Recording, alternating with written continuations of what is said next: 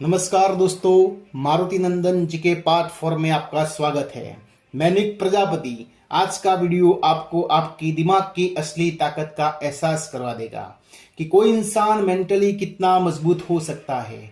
आज की इस बेहद हैरान करने वाली वीडियो में मैं आपको बताऊंगा कि दिमागी ताकत के आगे सभी प्रॉब्लम बिल्कुल बौनी होते हैं। 16 जनवरी की सुबह इस खबर से सनसनी मच गई कि सैफ अली खान पर उनके बांद्रा वाले घर पर किसी ने चाकू से हमला किया है। सैफ अपनी पत्नी करीना के साथ 11वीं मंजिल पे अपने बेडरूम में थे। तभी उन्हें अपनी नर्स अलियामा फिलिप के चीखने की आवाज सुनाई और जब वो उनके कमरे की ओर भागे तो एक अजनबी शख्स वहां खड़ा था और उनका छोटा बच्चा रो रहा था। सैफ ने उस व्यक्ति को रोकने का प्रयास किया और कमरे में अफरा तफरी मच गई और उसने सैफ की पीठ, गर्दन और हाथों पर कई बार चाकू मारा था। चाकू का एक 2.5 से 3 इंच का टुकड़ा टूटकर सैफ की बॉडी में ही रह गया, जिसे डॉक्टर ने सर्जरी करके बाहर निकाल दिया। डॉक्टर का कहना, अगर चाकू थोड़ा और डीप चला जाता या दाएं बाएं थोड़ा सा होता तो सैफ पर जिंदगी का खतरा हो सकता था। लगभग 5 दिन हॉस्पिटल रहने के बाद 21 जनवरी को सैफ अली खान को डिस्चार्ज मिला। अब आप सोच रहे होंगे कि मैं सैफ अली खान की कहानी आपको क्यों सुना रहा हूँ। बताता हूँ मैं आपको। कुछ लोगों के लिए सैफ की रिकवरी अजूबा और चमत्कार है और दूसरी तरफ शिवसेना के संजय निरुपम इस तेज रिकवरी पर सवाल उठा रहे हैं कि इतनी गहरी चोट से कोई कैसे इतनी जल्दी रिकवर हो सकता है, वो भी सिर्फ 5 दिन में। इतने गहरे घाव कैसे भर सकते हैं कि कोई इंसान अपने पैरों पर चलकर वापस घर लौट आए। दोस्तों, हो सकता है इस घटना के पीछे कोई और सच्चाई छुपी हो, लेकिन आज मैं सिक्के के दूसरे पहलू तरफ आपका ध्यान ले जाना चाहता हूँ, जो कि इस वीडियो बनाने का सबसे बड़ा कारण है। दोस्तों, क्या ये हो सकता है कि कोई इंसान मेंटली इतना मजबूत हो कि उसकी रिकवरी समय से पहले हो जाए? क्या सैफ अली खान मेंटली इतने मजबूत है कि मात्र 5 दिन में इतने बड़े जख्म के बाद अपने पैरों से खुद चलकर घर लौट आए? मेडिकल साइंस का तो यही मानना है कि इंसान की फिजिकल रिकवरी बहुत हद तक उसकी मेंटल स्ट्रेंथ पर डिपेंड करती है।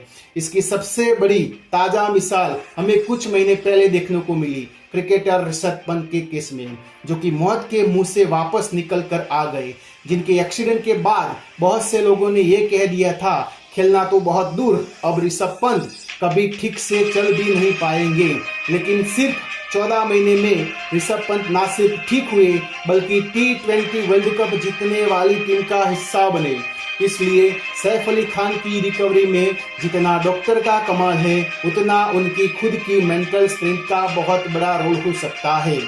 लेकिन फिर भी अगर आपको ये सब इत्तेफाक लगता है तो इस वीडियो को आखिर तक देखिए। मेरा दावा है कि आपकी सोच को आज 440 वाट का झटका लगने वाला है, क्योंकि आज के दिन वीडियो में मैं आपको ऐसे जांबाज बहादुर लोगों की कहानियां सुनाने वाला हूं, जिसने अपने हौसले और जिद के आगे हर हादसे को बोना साबित कर दिया। और मेरी गारंटी है, इस वीडियो को देखने समझने के बाद कोई नहीं पूछेगा कि सैफ इतनी जल्दी ठीक कैसे हो गया। तो हौसला और जिद की पहली कहानी है 13 साल की लड़की बेथनी हैमिल्टन की। बेथनी जब 13 साल की थी तब समंदर में सर्फिंग कर रही थी। सर्फिंग के दौरान उनके ऊपर एक शार्क ने हमला कर दिया। इस हमले में शार्क ने उनका बायां हाथ चबा दिया। बेथनी को हॉस्पिटल ले जाया गया।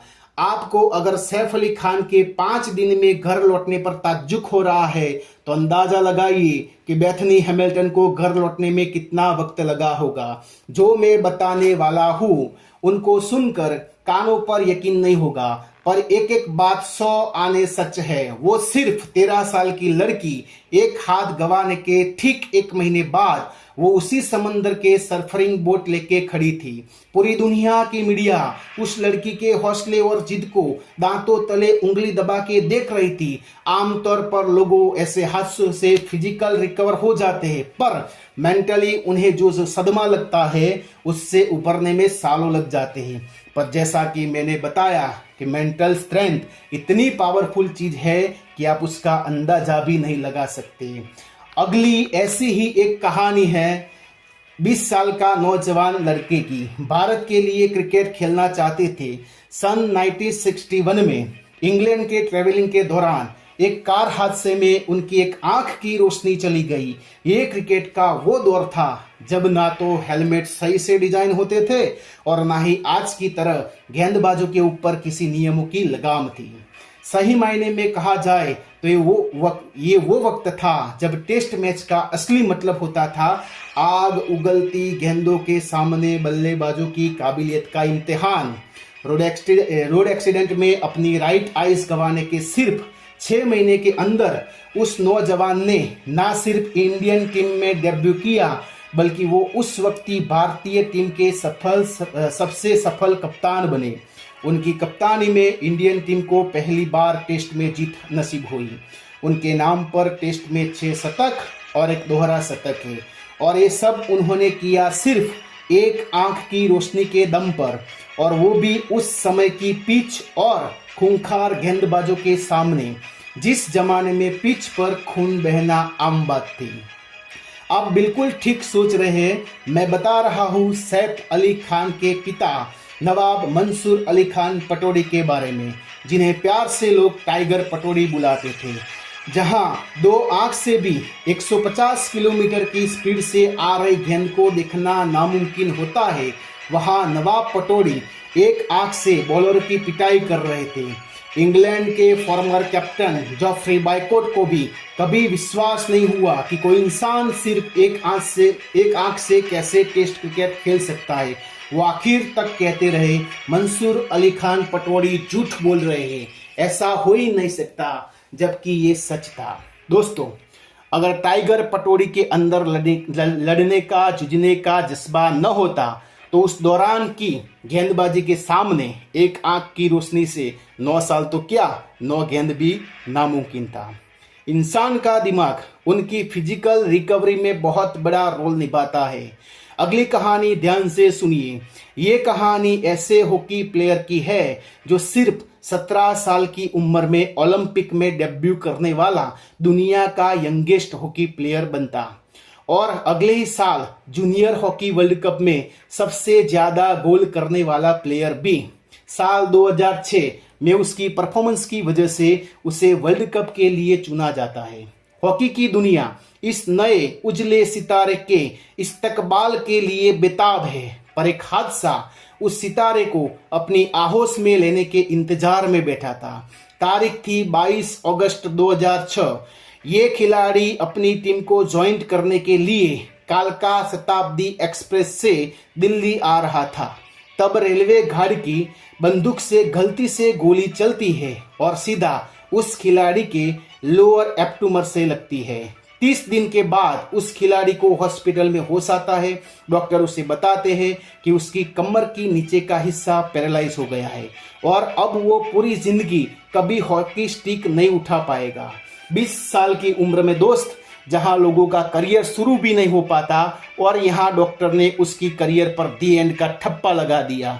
डॉक्टर ने कहा कि अगर तेज रिकवरी चाहिए तो एक ही तरीका है, जितना भी दर्द हो तुम्हें पेन किलर मत खाना। और बस उस 20 साल के लड़के के लिए इतनी उम्मीद ही काफी थी। उसने एक हॉकी स्टिक को मोटिवेशन के लिए अपने पास रखा और अगले 1 साल तक वो लड़का दर्द से तड़पता रहा, रोता रहा, चीखता रहा, पर उसने एक दर्द की गोली अपने गले के नीचे नहीं उतारी। उसका नतीजा ये हुआ मेरे दोस्त, 1 साल के अंदर वो अपने पैरों पर खड़ा हो गया और अगले साल 2008 में वो वापिस उसी टीम का हिस्सा बना जिस टीम की जर्सी उस हादसे ने उससे छीन ली थी। और ठीक 1 साल के बाद वो लड़का अजलान साठ हॉकी टूर्नामेंट में मैन ऑफ द टूर्नामेंट का खिताब जीतता है। उसकी कहानी पर दिलजीत दोसांझ एक फिल्म बनाते हैं जिसका नाम है सुरमा।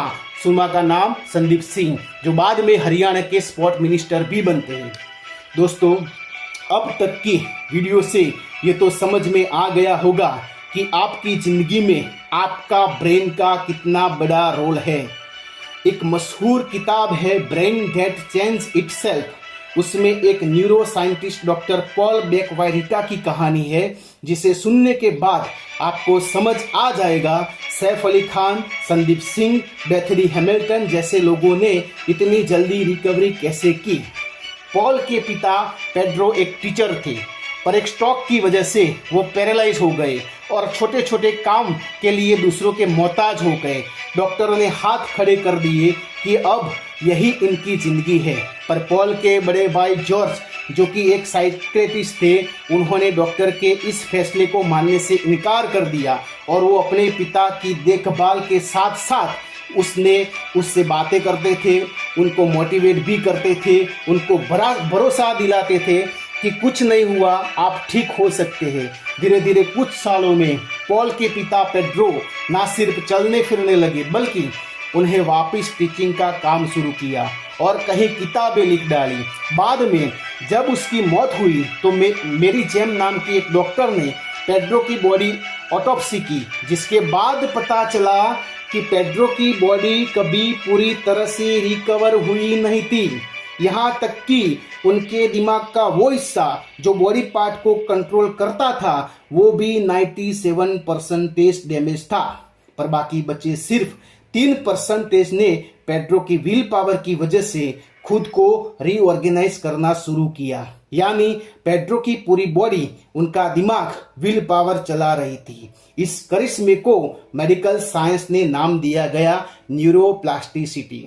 इसी की मदद से अंधे लोग सिर्फ छू कर चीजों को देख सकते हैं, क्योंकि स्किन जो डेटा दिमाग को देती है, दिमाग उसी से एक तस्वीर बना लेते हैं। उसी कारण आप अक्सर क्रिटिकल मरीज के बारे में डॉक्टर को यह कहते सुना होगा कि अगर इसके अंदर जीने की चाह होगी तो वो ठीक हो सकता है, वरना हम अपनी तरफ से सब कुछ कर चुके हैं।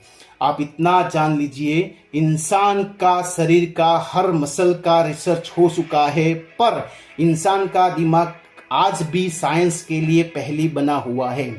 दोस्तों, अंत में याद रखिए, जब इंसान कभी चीज को करने के लिए जुनून की हद तक चला जाता है तो वो क्या कर सकता है उसकी कोई सीमा ही नहीं है। बस इतना ही कहूँगा, हाथ से इंसान को हरा सकते हैं, डरा सकते हैं, कमजोर कर सकते हैं, तोड़ भी सकते हैं, लेकिन दुनिया का कोई हादसा इंसान के हौसलों को हरा नहीं सकता। उम्मीद है आज का ये वीडियो जरूर पसंद आया होगा। यह वीडियो हर उस इंसान को भेज दे जो जिंदगी में कुछ बड़ा करना चाहता है पर छोटी छोटी परेशानियों से घबरा रहा है। इस वीडियो को ज्यादा से ज्यादा लोगों में शेयर करें। कोई एक इंसान भी यह वीडियो को देखकर फिर से खड़ा हो गया तो मैं समझूंगा यह वीडियो बनाना सार्थक हो गया। जय हिंद, जय भारत।